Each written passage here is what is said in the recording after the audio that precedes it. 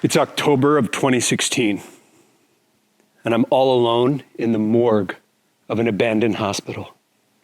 It's cold, it's dark, and it's creepy as hell.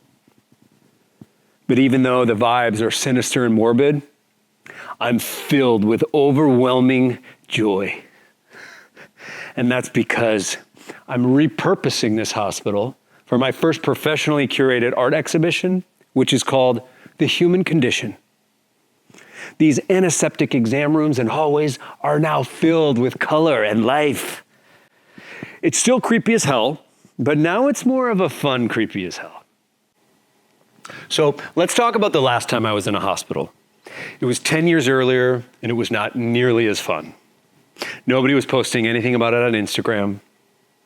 I was in a hospital bed with an IV in my arm. I was at rock bottom from drinking myself sick. I was worried that I wasted my potential. I was worried that I let everyone down. I wished I could just start over from the beginning. Do you ever want to redo? To paint over every aspect of your life? To grab a brush, slather over every ugly failure that lingers in your brain? That's what I wanted to do when I was laying in that hospital room. Being confined in that awful tiny bed turned out to be a blessing in disguise. It forced me to reckon with how I wanted to spend the rest of my life. I knew I loved art. I knew I had to turn this pain into beauty. I knew in my bones I had to create something that would leave a lasting impression, something that would resonate. Because I knew that resonance was the path to relevance. To bring art into the world via a fresh approach that lingers in people's thoughts and imaginations. That was the purpose I'd been searching for my whole life. So today, I want to talk to you about how resonance, deeply connecting to your own heart and vision, is the key to making a deeper connection with the outside world. Now, of course, that's all easier said than done. I mean, you don't just wake up one day and instantly know how to share your creative vision with the world. I mean, I kind of did. But that involved a very dark night of the soul and putting my friends, family, and myself through hell. Good news is, there's an easier way. And it's as simple as this.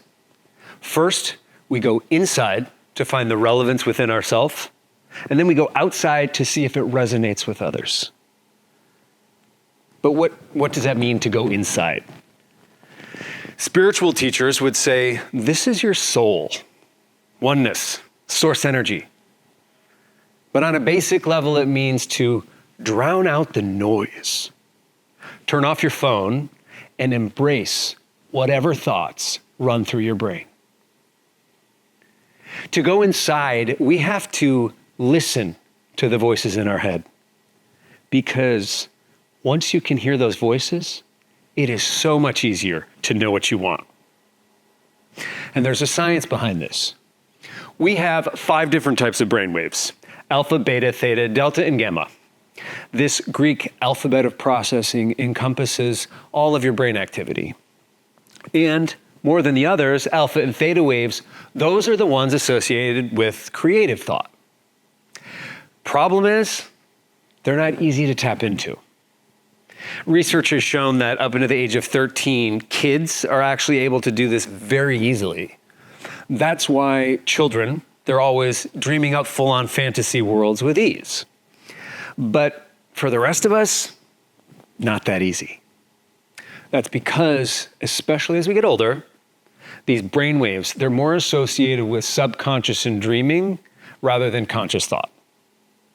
Okay, so how do we listen to them?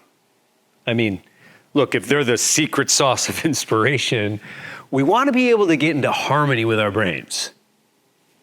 There are so many ways of doing this. meditation works for me. In fact, meditation is known to put your brain into a state where you can easily tune into these waves. So by focusing on the breath, meditation helps me turn off the left brain that's trying to control outcome. And by quieting the conscious mind, meditation allows insight, right brain, to rise to the surface. But obviously, meditation, that can be a lifelong practice and can take years to develop. And for so many of us, the idea of turning off our brain just makes it that much busier. And that sense of busyness, well, that's anxiety.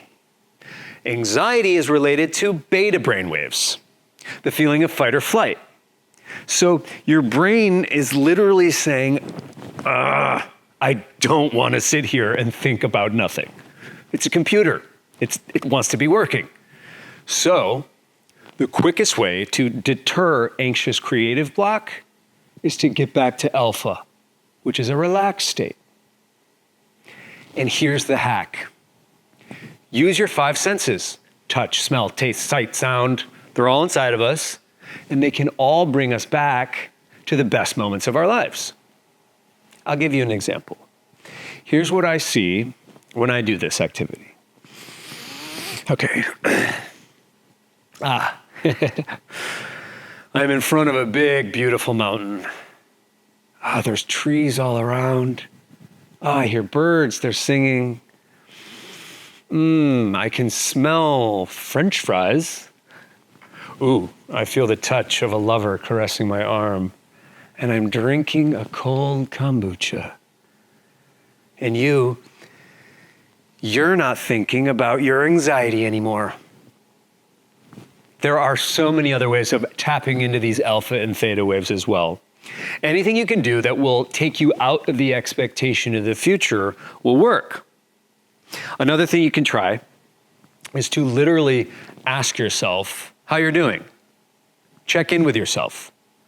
Give yourself a scheduled daily moment. Maybe it's right when you wake up or right before you go to bed. But take a minute every day to feel how you're feeling. No auto responses.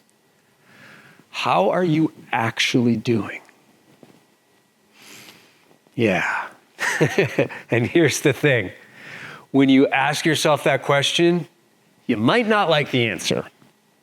That voice of anxiety, it's always going to be there. And in my case, I gave that voice of anxiety a name. And it's Carl. And Carl likes to say things like, "Hey, stupid. Yo, what if this idea is dumb? What if it's all been said and done before?" Well, gee, thanks, Carl. His voice, those thoughts, definitely crossed my mind when I decided to give this TEDx talk. But guess what? That's all normal. Yeah, it's part of the process. That doubt that creeps into our mind can actually be useful. This sensation is captured best by a 12th century poet named Rumi in his masterwork called A Guest House. In it, he describes being human like a guest house, and every day, unexpected visitors like Carl just show up at the door as anger, depression, anxiety, loneliness, fear. And what Rumi understood that still resonates so deeply is that all these visitors, they are crucial to our human experience. They need to be welcomed rather than fought against. We need to actually create space so we can see them and work with them. That is the only way to move past them. Once we understand that negative feelings are normal and anxiety is okay, these feelings are so much easier to manage. It's as true today as it was all those years ago. So,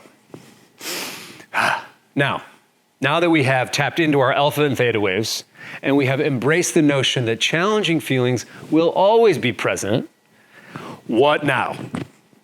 I mean, we've done a lot of work on ourselves. And there's still no resonance. I mean, I've got a lot of pent-up creative energy. I need to get it out. How long will this take? No one knows. Yeah. And that's great, because the unknown is where the magic happens. By surrendering to this process, eventually we will surprise ourselves and break through with inspiration. Listen, I wasn't planning on laying in that hospital bed, but I needed to be in there in order to reach my eventual breakthrough. Hosting an art exhibition in the same type of place that brought me all that pain and anxiety 10 years earlier, that was how I was going to bring this creativity into the world. That was how I was going to turn my pain into beauty. Now, of course, as lovely as all this is to go within, that's only half the battle. Because if you're inside yourself too long, that does you no good in the real world. Not only are you stuck in your comfort zone, but you're not actually living. So while we've talked about the importance of going inside, new experiences, that's the other part of the equation. So let's go back to that abandoned hospital one more time.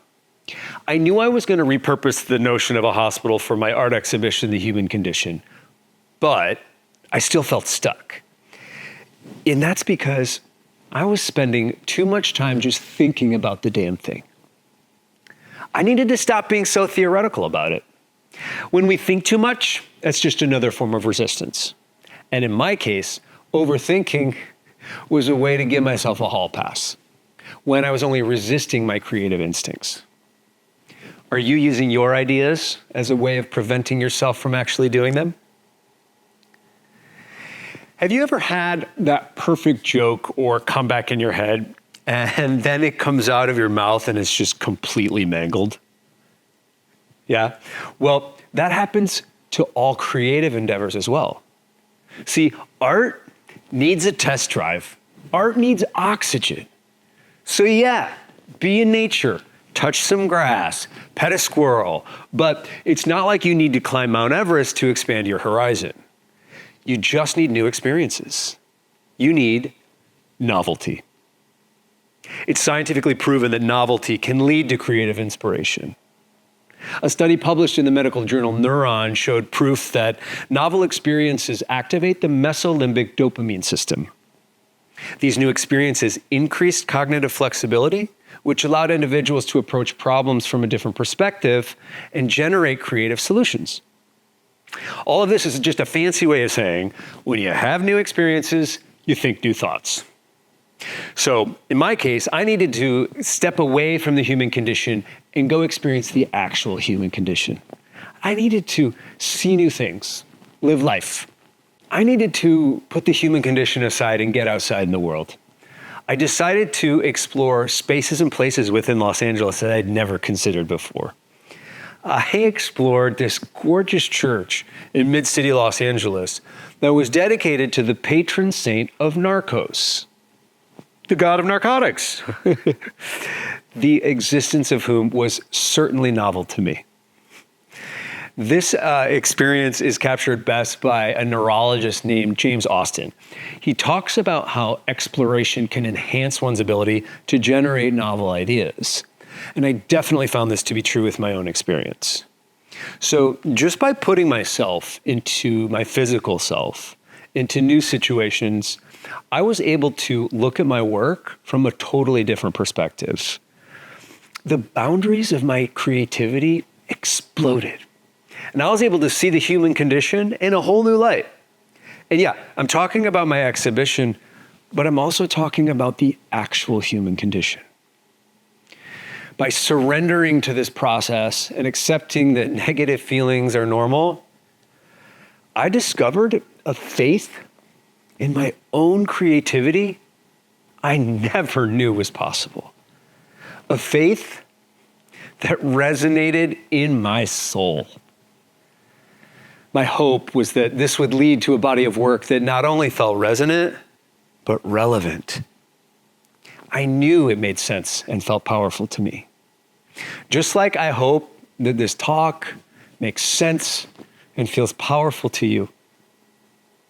So please, grab Carl, or maybe you call her Janine, take them to a park. Sit in front of a mountain.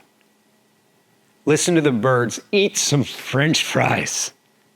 And I promise you, those novel experiences might just turn your pain into beauty.